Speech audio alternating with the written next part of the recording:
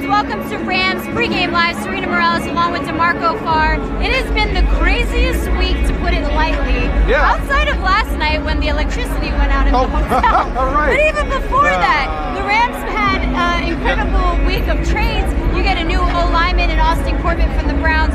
You get a new linebacker, Kenny Young from the Ravens. And then, of course, the most talked about story in the NFL, Jalen Ramsey is now no longer with the Jags, and he is a cornerback with the LA Rams. No doubt. I mean, I'm still shocked by it. I mean, I've been a fan. I think if you're a football fan, how could you not be a fan of Jalen Ramsey? I mean, he's playing the cornerback position better than almost anybody in the league. I mean, historically better. So I still can't get over the fact that he's going to be in a Rams uniform today. Yes. I'm still pinching myself. Yeah. And he's active today. Active, up, and it makes a whole lot of sense. Now, I'm not sure how much we're going to see him, but I'm sure in some sub packages he's going to be in there. And the easiest thing to do would be, hey, look, man coverage, you got Julio Jones erasing. Yes. If you can do that, that helps everyone else against the Falcons defense. That gives your pass rush an extra half step to get to Matt Ryan. Right. So another guy, Jalen Ramsey, active. Troy Hill will get the start there, as well as Darius Williams. We might see a bit of him today. Yeah, they're going to get picked on, no doubt. On the other side of the ball, so Austin Corbett is inactive as well as Kenny Young. But David Edwards is going to start at left guard today. Another Wisconsin kid, like love our good boys. Like Rob Havenstein. They make him well there for offensive line. So smart guy, played left tackle, right guard, left guard in the preseason. They cross-train all their offensive linemen, but they liked him in preseason, so he gets a shot to start at left guard to, dare I say, fill in for Roger Saffold. You still haven't replaced that role yet. Just not as tough on the offensive line as a year ago, but that's not to say that it can't happen. Maybe this is the link in the chain they needed to get this offensive line group going. I've heard that David Edwards is someone that can listen.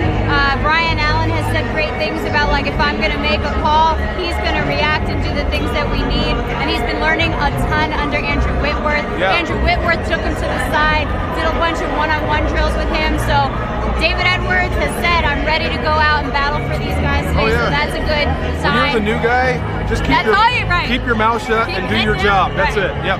And Todd Gurley, active for today's game, which is pretty exciting. I'm excited for two things. One, 30's going to be on the field. So in Atlanta, and I think the Rams are better when Todd Gurley is at tailback, when he's starting, when he's playing, and when he's running well. And Darrell Henderson, I believe, is going to be the first back off the bench when Todd spells him. So this will be the first time we see these guys actually competing, running the same play. So this will be a whole lot of fun for a lot of situations. Darrell looked great in that last game. He had some great spurts. I thought he was on his way to being one of the most talked about guys in the NFL if he didn't fumble that ball coming out in the third quarter. If he catches that, I think the play's there. Who knows? We may be talking about him more this week, if not for that. There's a reason Sean McVay was so high on him during the draft. I'm going to give you some numbers here. So the Atlanta Falcons are ranked last in sacks.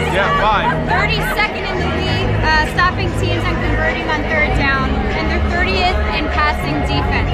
So, DeMarco, how can the Rams expose this? Well, it's funny. Dan Quinn, their head coach, the Falcons head coach, is a former defensive line coach. So he puts a lot on the plate of his defensive line. Now, they got 5 sacks, all from front guys. But that's not to say that they can't get off today, especially with a vulnerable offensive line. So if you have those silly, and I don't want to say the word stupid, so I'll say silly pre-snap penalties that take you from 1st and 10 to 1st and 15, and you're trying to play catch-up, those guys, Tack McKinley, Grady Anderson, not Grady Anderson, right here. Anderson. Yes, we'll get to you. I'm sorry. It's right here. Grady Jarrett. Sorry, people. Grady Jarrett. A lot of names. CJ Anderson. Yes.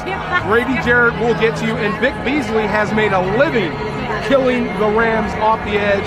And guess who he happens to rush over most of the time? The right tackle, Rob Havenstein. So they can get to you if your offense is helping them get in obvious passing situations. I'll give you this. Rob Havenstein has grown a very nice beard, and that may help. I think whatever. Extra. Shave it. You could be ZZ Top. Just keep that guy off Jared Goff so we can have a chance to be successful. Sure. And I mean, honestly, both teams, the Rams are 3-3. They're looking to go 4-3. This Falcons team, I've talked to a bunch of members from the team as well as the other team reporter, and they're like, we need to get this win, but the Rams need to get this win. How do we get to 4-3 tomorrow? Well, look, it's not about them, it's how the Rams play. So, look, I hear the next loss means the coach gets fired. So that's your job today, is to get someone fired if you're the Rams. Play better, beat the Falcons, send them to 1-6, send them into a tailspin. Great. I'll tell you this, the best feeling in the world was the first time when you're a losing football team and you're above 500. You become a winning football team. The worst is when it starts to slide.